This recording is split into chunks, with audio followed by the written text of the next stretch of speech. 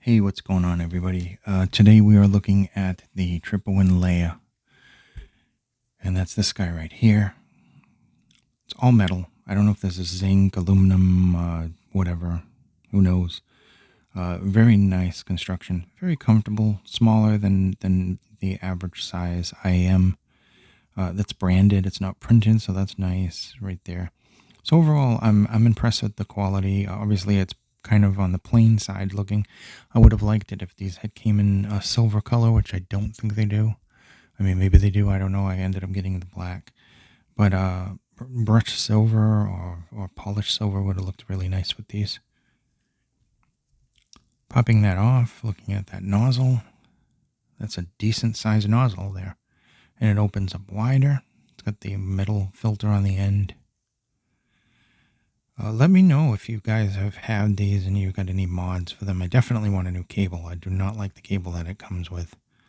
Trying to do this off camera is like surgery with your eyes closed. Forget it. I'm just going to put that down. I'm going to pick up the other one, wherever the heck it is. Let's take a look at this cable here. You got a splitter here, soft rubber, and overall, the cable isn't bad looking. It's got a plasticized thing here, and it looks nice. Besides this, whatever this is, looks kind of crooked. I don't want to adjust it because I'm afraid it'll come off, but it's kind of like going up. Still works. It's not gold plated either. But overall, the look of these are decent. The cable it doesn't come with air hooks, but they do give you, and I don't know what I did with them. I put them in the case that I got from.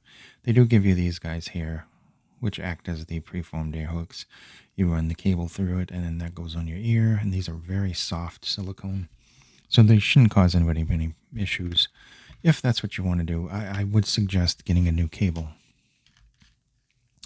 Let's go into, actually, I got it off the specs. Let's go into the specs first. Okay, so this one is 105 decibels of sensitivity at 32 ohms, and has a frequency response of 20 to 20 kilohertz. Now, it says it is a 0.78 millimeter 2-pin.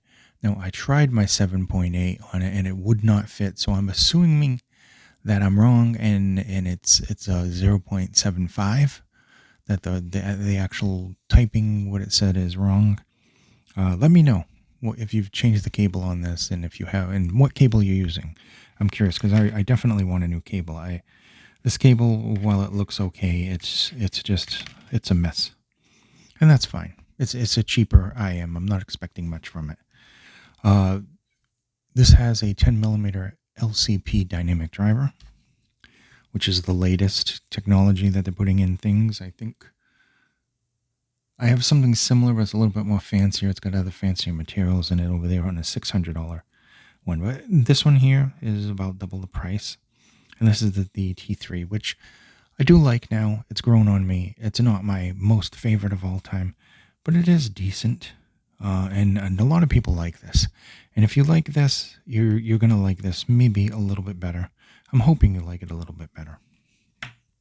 I was a little harsh with that because of the hype, but I do like the T. It's staying in my box for the time being until something comes along and pushes it out of the favorite box. This is an automatic in the favorite box as well, especially when you consider the price of this. I mean, this is under $30. So in the box, you get the Leá, you get the cable, you get the air hooks, and of course, you get small, medium, and large tips. Now, looking at the sound, which is the most important thing. Build quality seems decent for the IM itself, the cable. I mean, the cable looks sturdy enough, but I'm having a little issue with this here. I don't particularly like that, but that's not a big deal. The tips are decent enough. What else? Comfort was very good. I think that most ears it's going to fit, and that nice long nozzle gets in there, and you get a really good isolation. So let's talk about the sound signature. Neutral with an emphasis on the sub bass. So Bass overall, it isn't the greatest bass in the world. It has a nice deep rumble to it, but it is far from overpowering. I guess because there's kind of a fast decay there with the rumble. Now we can move into the mid bass. Now the mid bass, not as strong. It seems to get a little bit overpowered by the sub bass, but nonetheless, it has somewhat of a punch to it. It's not overly punchy. There's not like a really big slam in the mid bass, but it does enough to color the lower mid range a little bit, give it a little bit of warmth. Getting into the lower mid range. The lower mid range, as I said, is warm, and it is kind of on the smoother side. It definitely has a smooth presentation. Vocals, male and female vocals, they sound good. They sound like they have some emotion to them. They sound natural. They definitely some good tonality there. Overall, the lower mids present very well. They're not the greatest, but they do have enough there to let you enjoy the music. That's for sure. Moving up to the upper mid-range gets a little spicy at times, but that's going to depend on what you're running it off of, whether you're EQing, what tips you're using, what cable you're using, what type of recording you're using. Overall, I found the mids in general to be good, kind of relaxed, and just overall decent, definitely above average. Moving into the treble. Now the highs, they have a nice crispness to them. Not Christmas, crispness. They don't get sharp for the most part. There can be, depending on the track. There's no splashiness. They do sound very good. They're a little on the neutral side, and they're also very polite, meaning they're relaxed. Treble definitely doesn't overextend itself. As a matter of fact, it could have just used a little bit more in the treble, but it's still decent. And people that are treble sensitive definitely will like this. Moving on to the soundstage. It's very wide. It's got a nice wide. Now, not as wide as, say, 7.1 or some gaming headphones, but it does have a nice width to it. And it definitely doesn't have as much depth there.